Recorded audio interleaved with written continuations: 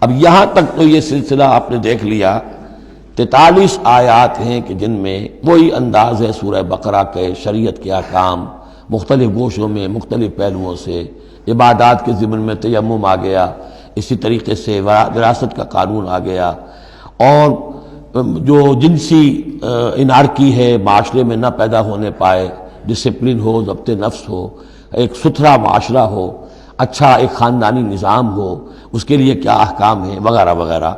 اب یہاں تھوڑا سا خطاب آ رہا ہے بہت مختصر اہل کتاب کے بارے میں۔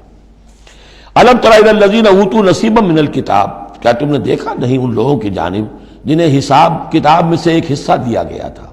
والکتاب ایک حقیقت ہے جس میں سے ایک حصہ آیا تھا جس کا نام تورات تھا، اسی میں سے ایک حصہ اور آیا وہ انجیل ہے، اور پھر وہ کتاب ہر اعتبار سے قابل ہو کر نازل ہوئی قرآن کی شکل میں۔ یشترون الضلالۃ ویریدون ان تضلوا السبیل، وہ گمراہی خریدتے ہیں اور چاہتے ہیں کہ تم بھی گمراہ ہو جاؤ۔ یہ جیسے مشرکین مکہ کیا کرتے تھے کہ لوگ قرآن نہ سنیں تو کوئی گانے والی کوئی لے آیا تھا کہیں سے، تاکہ لوگ جو ہے اس کے گانے سننے کے اندر ہی لگے رہیں اور حضور کی بات سنے کوئی نہ۔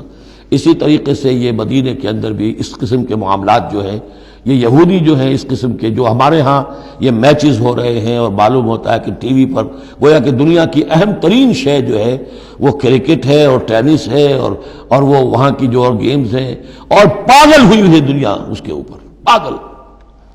اور شیطان کو چاہیے کیا؟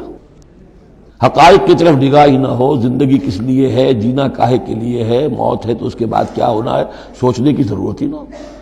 یا حیوان کیا کما رہا ہے یا کھا رہا ہے، اور یا پھر یہ اس طرح کے لہو و لعب کے اندر زندگی گزار رہا ہے۔ اللہ اللہ اور خیر صلی اللہ۔ تو جو خریدتے ہیں گمراہی، اس کے لیے بڑے بڑے نظام ہیں، بڑے بڑے ان لوگوں کے لیے جو ہیں انعامات ہوتے ہیں، آدمی کے ہوش ٹھکانے آ جاتے ہیں کہ ان پلیئرز کو کیا کیا کچھ ملتا ہے۔ وَيُرِيدُونَ أَن تَضِلُّوا السَّبِيلَ، وہ یہ چاہتے ہیں کہ تمہیں سیدھے راستے سے، راہ حق سے منحرف کر دیں۔ وَاللَّهُ أَعْلَمُ بِأَعْدَائِكُمْ، اللہ تمہارے دشمنوں سے خوب واقف ہے۔ وَكَفَى بِاللَّهِ وَلِيًّا، اور وہ کافی ہے تمہارے ولی اور پشت پناہ ہونے کی حیثیت سے، لیکن ظاہر بات ہے کہ تم اس کا کہنا مانو گے تب نا۔ وَكَفَى بِاللَّهِ نَصِيرًا، اور مددگار ہونے کے اعتبار سے بھی وہ کافی ہے۔ مِنَ الَّذِينَ هَادُوا يُحَرِّفُونَ الْكَلِمَ عَن مَّوَاضِعِهِ، ان یہودیوں میں سے ہی وہ لوگ ہیں کہ جو کلام کو اس کے اصل مقام سے پھیرتے ہیں۔ وَيَقُولُونَ سَمِعْنَا وَعَصَيْنَا، یہ ہم پڑھ چکے ہیں، کہتے ہیں ہم نے سنا اور ہم نے نہیں مانا۔ بظاہر یہ کہ سمعنا وَأَطَعْنَا کہہ رہے ہیں، حقیقت میں سمعنا وَعَصَيْنَا۔ وَاسْمَعْ غَيْرَ مُسْمَعٍ، اور وہ حضور سے یہ بھی کہتے تھے گستاخ نہ سنیے، نہ سنا جائے، نہ سنے۔ یہ چپکے سے کہہ دیا کہ ہمیں کوئی آپ کو سنانا بھی مطلوب نہیں ہے خاص۔ وَاسْمَعْ غَيْرَ مُسْمَعٍ وَرَاعِنًا لَيًّا بِأَلْسِنَتِهِمْ، اور رائنا کو رائینا کہہ دیا ہے ہمارے چرواہے، بِأَلْسِنَتِهِمْ اپنی لین اپنی زبانوں کو موڑ کر، وَطَعْنًا فِي الدِّينِ، اور دین میں طعن کرنے کے لیے، عیب لگانے کے لیے۔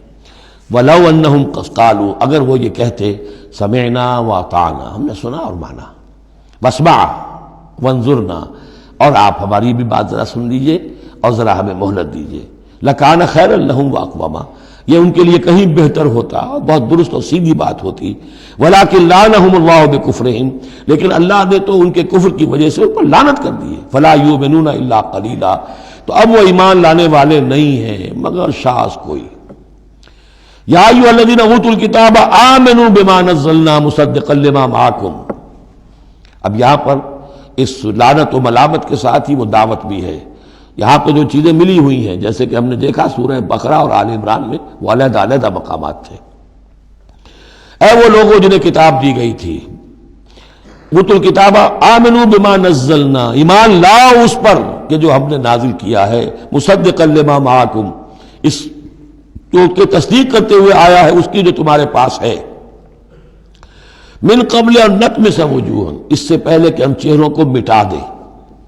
اس کا مطلب کیا ہے کہ چہروں پر جو نشان ہیں، کوئی ایک ہاتھ پھرے کہ کوئی نشان باقی نہ، اسپاٹ ہو جائے۔ فنردھا علی ادبارہا، پھر ان کو ان کی پیٹھوں کی طرف موڑ دیں، چہرہ پیچھے اور گدی سامنے۔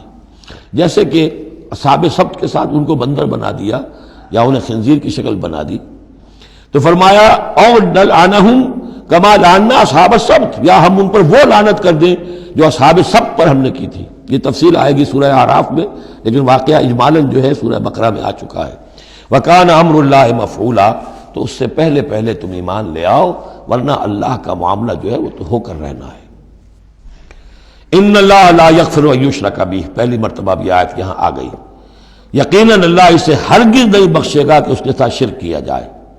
وَيَغْفِرُ مَا دُونَ ذَلِكَ لِمَن یشاء، ہاں اس سے کم تر جو کچھ ہوگا جس کے لیے چاہے گا بخش دے گا۔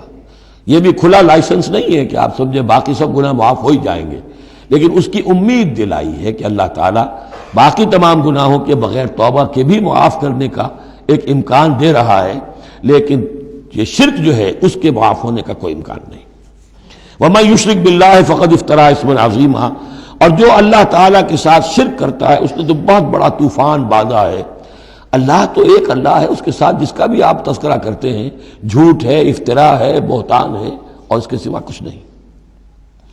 أَلَمْ تَرَ إِلَى الَّذِينَ يُزَكُّونَ أَنفُسَهُمْ، کیا تم نے دیکھا نہیں ان لوگوں کو جو اپنے آپ کو بہت اعلیٰ سمجھتے ہیں، پاک سمجھتے ہیں؟ یہ وہی جو فلسفہ میں بیان کر چکا ہوں کہ یہ یہودی سمجھتے ہیں کہ we are the chosen people of the Lord. سورہ مائدہ میں آ جائے گا نحن ابناء اللہ واحباؤہ، ہم تو اللہ کے بیٹوں کی طرح ہیں، بلکہ اس کے بہت ہی چہیتے ہیں، لاڈلے ہیں۔